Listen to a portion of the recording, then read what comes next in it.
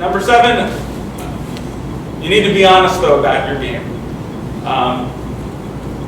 You all probably do want to be at the Division I level. You love to be able to play at that kind of an elite level and play college golf, but it's not going to necessarily be what everyone can do.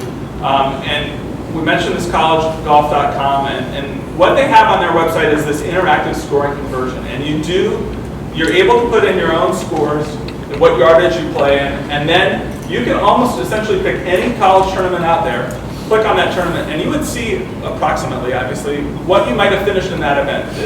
They take into account how difficult the course is set up and what the stroke average is of that tournament, and then allows you to try to convert it. And I would behoove all of you to go ahead and do it and pick a variety of different tournaments.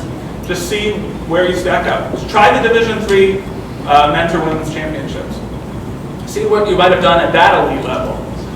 See what you do at a Division I college tournament. The question before about, my son has a 75 stroke average, or is that good enough for Division I golf? It's good enough for Division I golf. You might not play at an elite school, but it is good enough. But it's also good enough to be at a Division II and be an elite player in that level, or a Division III and be an elite level at that player, for that player. I think what's important to figure out is where you might be comfortable and what you really want to get out of playing. Do you want to go to a Division I program and maybe play occasionally, or do you want to go to a Division II or III program and play on a regular basis? Just like we talked about before, I think that's really important, being honest with what kind of player you are and what you're looking for. And we talked about this before. Don't count on a full ride scholarship. I was going to ask the question, but we kind of had it reach out here before. At the Division I level, men's college programs are allowed to give out 4.5 scholarships a year. How many people play in a college tournament for a men's Division I team?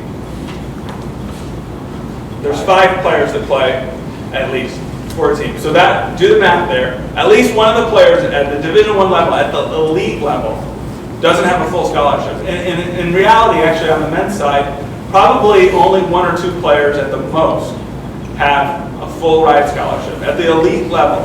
For women or for girls, it's a little bit different.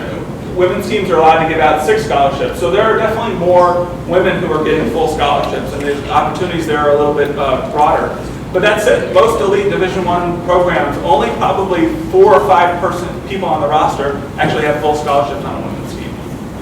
So this partial scholarship thing is important to understand. And the reason it's important to understand is I think it's going to play a factor at some point down the road in how you assess what school you might go to. If school A is your most popular choice and they're only going to be able to offer you a certain kind of scholarship, the 20% or whatnot, and then school B, which is another good school, and they're going to offer you 60%, you need to figure out in your own mind, okay, how important is it to be at school A? Can we afford it and whatnot? And this is actually a thing that parents need to listen to a little bit too. At some point, I do think you need to have conversations with your student athletes here about what the family is going to be able to afford and whatnot. They're not easy conversations, and I don't mean to make light of that at all, but that it's going to play a factor here at some point, particularly if school A is a private school and school B is a public school, and you're only going to get so much money from a school to be able to play at Division I or Division II levels. It's important things to think about.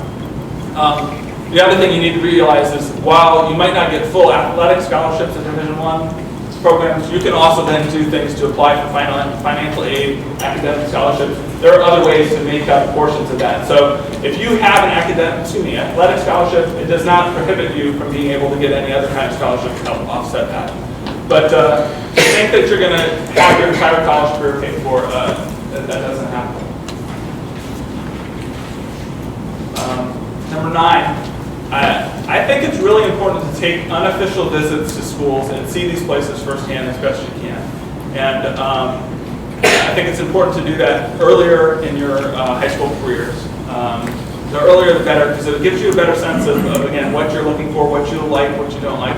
And obviously all high school students who are thinking about college take these trips, but these unofficial visits are a good thing because, as I said before, you can take them as freshmen and sophomores. You can contact the coach and tell them, I'm coming to your campus. I'd like to see something. And they are allowed to do certain things. They're allowed to show you the campus, but more importantly, they're allowed to connect you with academic advisors, with other people in the athletic departments, to talk to them about what goes on in that school. And the more you can become comfortable and familiar with the setting in person, and I would go take these unofficial visits during the school year, so you can see the schools with the students there, and you can really see what student life is like at these universities. By all means, I think that that's really a critical thing to do. An unofficial visit compared to an official visit happens in the fall of your senior year, and the school actually pays for you to come and visit. Unofficial visits, it's all on your own dime. But at the same time, I do think it's important to try to do it as best you can, because it's going to give you a better sense again of what that school's really like, what you're looking for in a college. You know, I went to the University of Michigan. It's a giant school, obviously, but I looked at smaller schools when I was just looking academically and realized that those wouldn't be a good fit for me. Might be the opposite for you, but you won't really know until you get to feel it a little bit. So that's why I think taking those is important. And when you do them, though, when you do take them, reach out to the coach and let them know that you're on campus. If you've had any kind of interaction with them before, they'll be able to assist you and make that fruitful, I think. And just lastly, one other thing, kind of goes along the line of making this something that you're taking control of. When you finally get down to deciding what school you're going to go to, it needs to be your own decision. Students in this room are the ones that need to be good with this. They need to find a place that's right for them, because mom and dad are going to drop you off the fall of your freshman year, and then they're going to go home, and you're going to be there alone, and you're going to need to make sure that you're comfortable with the place you're at. You need to make sure that this is a place that you want to be at, not necessarily your high school coach, not necessarily your friends want you to be there, but it's something that you're going to be good with. And if you've done these other steps along the way, I think you're going to find a place. And you're going to know when you're there, and you're going to have a really, really good time. College golf is a really, really fun experience. I haven't talked to a whole lot of people who've had a horrible time with it. But if you do it right, you'll guarantee that it's going to be a good experience. I know it's been a long morning, but if you guys have any other questions, or if I can answer anything, obviously, by all means. If there's any more specifics about what playing in college in a Division I level is like, I know you did a great job of talking more specifics about the Division III. If there's something you all want to know, I can do the best I can to answer that.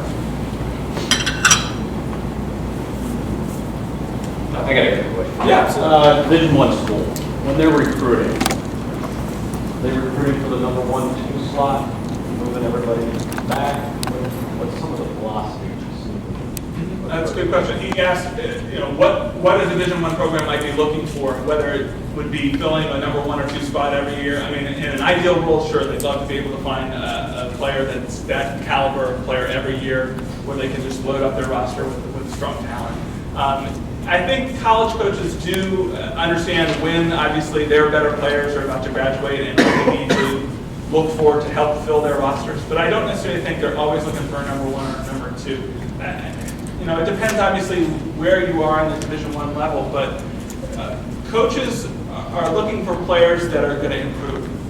And I think they're looking for players who obviously are showing signs of being good, solid players, but they're players that can, as they go along in college, become the number 1 or 2 players. They don't necessarily look for the guy that's going to be number 1 or number 2 right out of high school and be that player as a freshman, but somebody that they feel like, hey, they're getting better. They've seen the scores improve throughout their junior careers. They can see some talent, and they want that kind of a kid there, because once you come to our school with our facilities, and we can do some things, we can get you to even at a more elite level.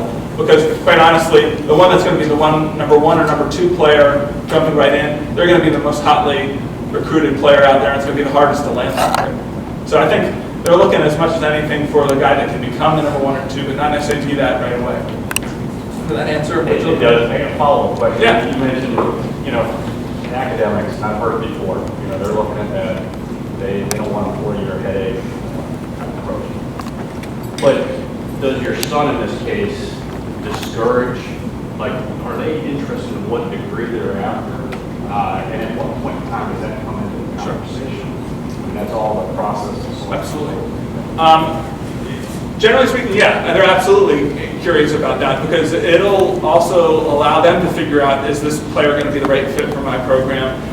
If they have certain aspirations that are just not going to be obtainable with what they're trying to do with their program, they need to know that right away. And then I think they'll communicate that. They'll be honest for the most part, I think, with that.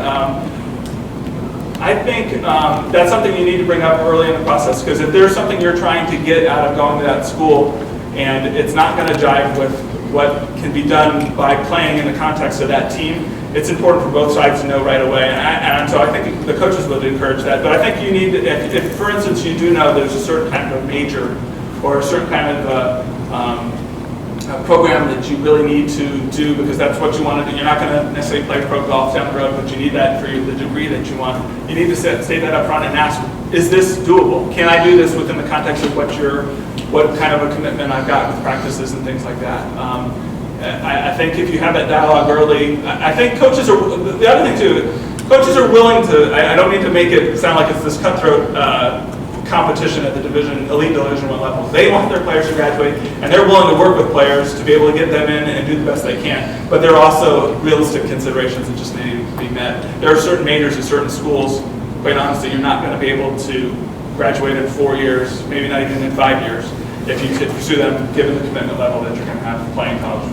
How many schools do you see on a redshirt freshman? Is that a common approach for the Division I? Common, I wouldn't describe it that way, but is it used? Absolutely. And there are certain programs that do it more often than not, and that's something that you all should consider. And that actually, at least another great question about talking to a coach about, hey, how realistic is it for me to be able to graduate in 4 years of college, or is it going to take 5 years or 4.5 years?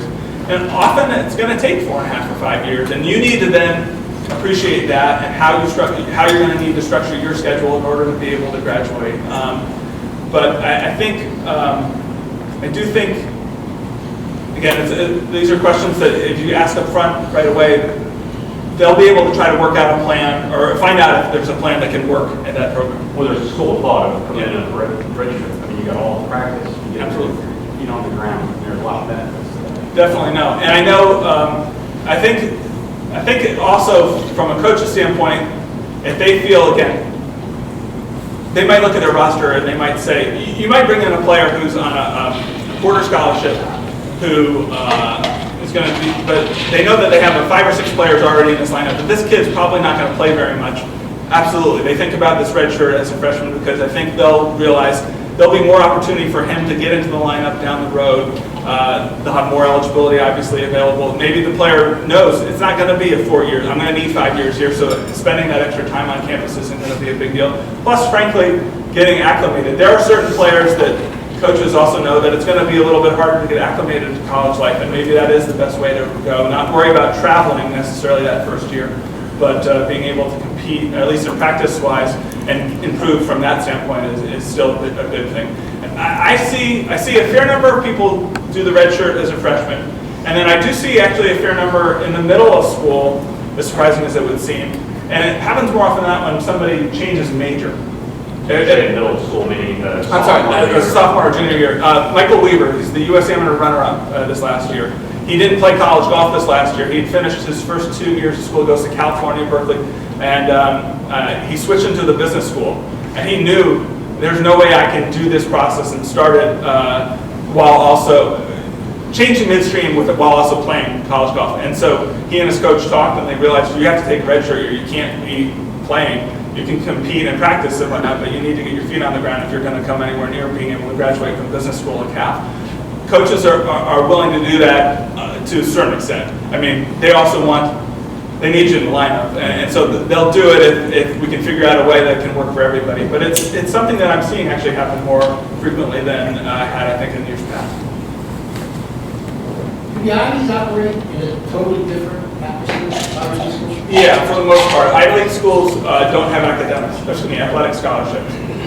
But they do help you recruit and all that. They can recruit and all that, and then they also have other opportunities to provide academic scholarships and other grants and aid that substitute, to a certain extent at least, for an academic scholarship. But yeah, no, they don't offer athletic scholarships.